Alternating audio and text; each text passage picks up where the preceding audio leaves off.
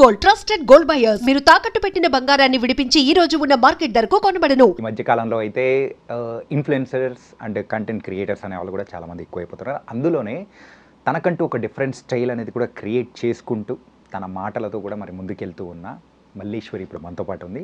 And మల్లీశ్వరితో మాట్లాడేద్దాం. చూడగానే అరే ఈ అమ్మాయా చూశాను, అరే అందులో ఆ వర్డ్ యూజ్ చేసింది, ఇందులో ఈ వర్డ్ యూజ్ చేసింది అని చెప్పేసి అని అనుకుంటారు. ఆ వర్డ్లో నేను చెప్పడం కంటే ఆ వర్డ్స్ ఏంటి అనేది అమ్మాయితోనే మాట్లాడించాను. హాయ్ మల్లీశ్వరి. హాయ్ చాణక్య గారు, బాగానే చెప్పారు. మంచి కంటెంట్ క్రియేటర్ ఎక్కువ అయ్యారని నన్ను ఎడిట్లో చేయమంటారా ఏంటి? ఏంది ఎడిట్లో తీసేయండి ఎక్కువ అయ్యారని అంటున్నారుగా. అట్లంటావా?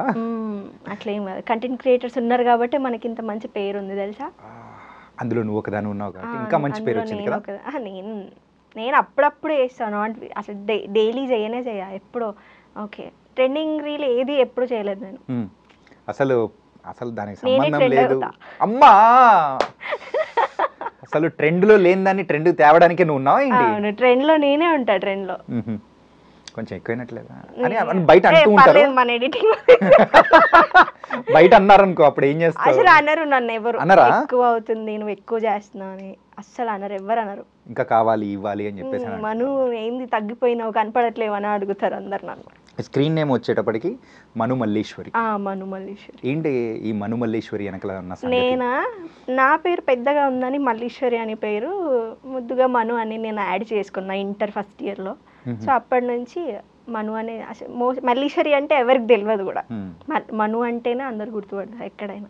ఓకే, అంటే ఈ మను అనే పేరు వెనకాల ఇంకెవరన్నా మను అనే వాళ్ళు ఉన్నారా? లేదు, మను ఎవరు లేరు. అట్లేం లేదు. మరి అదే పెట్టుకోవాలని ఎందుకు అనిపించింది? అట్లా నాకు అది నచ్చింది షార్ట్ కట్ లా, అందుకే నేను పెట్టుకున్నా.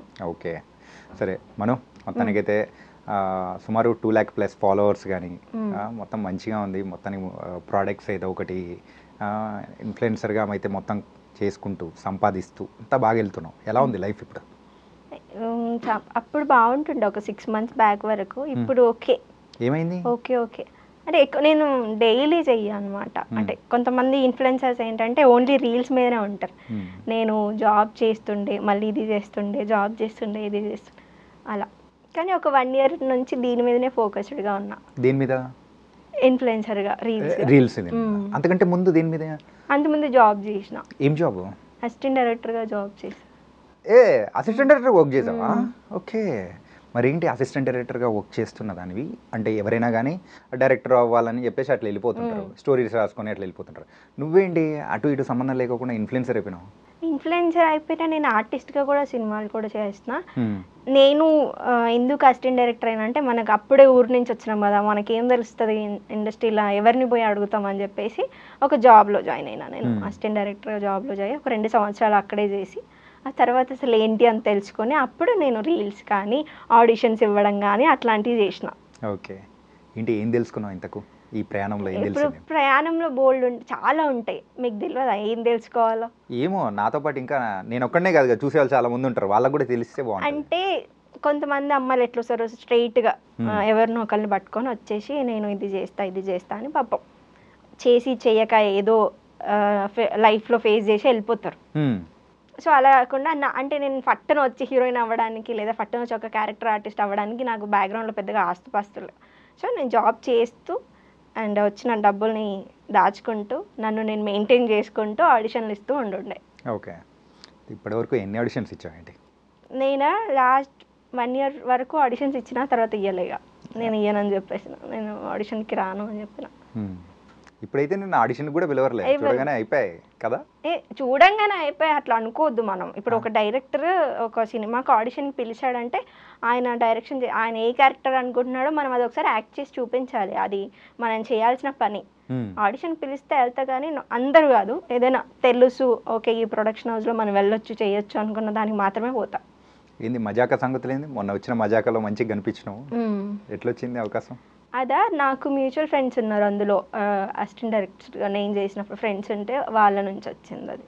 ఓకే, మరి ఆ మూవీ కానీ సో ఎంతవరకు నీకు ప్లస్? నాకు చాలా ప్లస్ అయింది ఆ మూవీ. అంటే చిన్న క్యారెక్టర్ అయినా చాలా ఐడెంటిఫై అయిపోయినా. అంటే నర్స్ రోల్, నేను ఇంత ముందుకు చేసిన దూతలో కూడా నర్స్ రోలే అండ్ ఇందులో కూడా నర్స్ రోలే. మళ్ళీ ఒక ఆడిషన్ ఇస్తే దానికి నర్స్గానే అడిగారు. ఏంటో నా లైఫ్లో, నా రియల్ లైఫ్లో నేను నర్సే. ఇప్పుడు 2019 వరకు నర్సే. ఓకే, నర్సింగ్ చేసిన. అసలు ఎవరైనా కానీ రియల్ లైఫ్లో చేసింది ఇండస్ట్రీలోకి వచ్చిన తర్వాత అరే అట్లాంటి చేయకూడదు, డిఫరెంట్గా చేయాలి అని చెప్పేసి అనుకుంటా. కాకపోతే నీకు అక్కడ అదే ఇక్కడ ఇదే.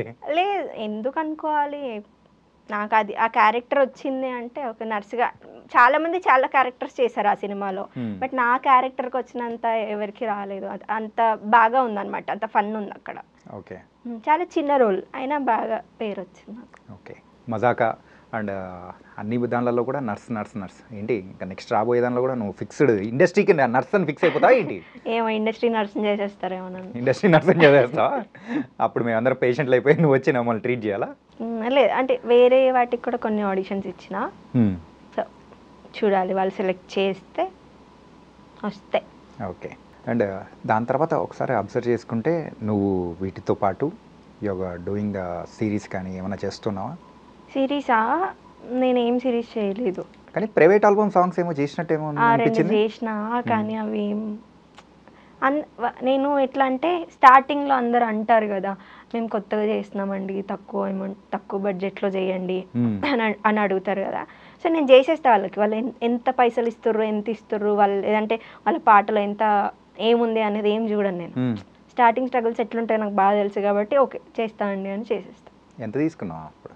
అలా ఎంత ఒక 10,000. 10,000 అట్లా టోటల్. ఎన్ని days shoot? 1 day. 1 day shoot, 1 day practice. ఏంటి ప్రైవేట్ ఆల్బమ్ సాంగ్స్ అంటే ఇది ఫోక్ సాంగ్స్ అట్లా? ఒక్కటే ఫోక్ సాంగ్ చేసిన నేను. అండ్ దెన్ ఇంకొకటి డీజే కమ్ ఫోక్ అని ఒక సాంగ్ ఉంది, అది పబ్లో చేసినాం. అండ్ ఒకటేమో డెమో కాదు, కవర్ సాంగ్ చేసిన. ఓకే.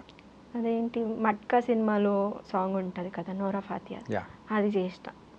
అంటే వీటన్నిటికీ రాని పేరు నీకు ఒక ఇన్ఫ్లుయెన్సర్గా రావడం ఎలా అనిపిస్తుంది? I'm so happy. అంటే నేను ఇన్ఫ్లుయెన్సర్ దానికన్నా ముందు నేను ఎవరిని అంటారు కొంతమంది ఎక్స్పోజ్ చేసి ఫాలోవర్స్ని సంపాదించుకున్నాను, బట్ నేను ఎక్కడ నాకు ఎక్స్పోజింగ్ చేసినందుకు ఫాలోవర్స్ వచ్చారని నేను ఎప్పుడు అనుకోలేదు. నా మాటలకి, నేను మాట్లాడేదానికి ఫాలోవర్స్ వచ్చారని నేను అనుకుంటా. అసలు ఎక్స్పోజింగ్ అంటే ఏంటి? ఏం మరి మీకే తెలియాలి.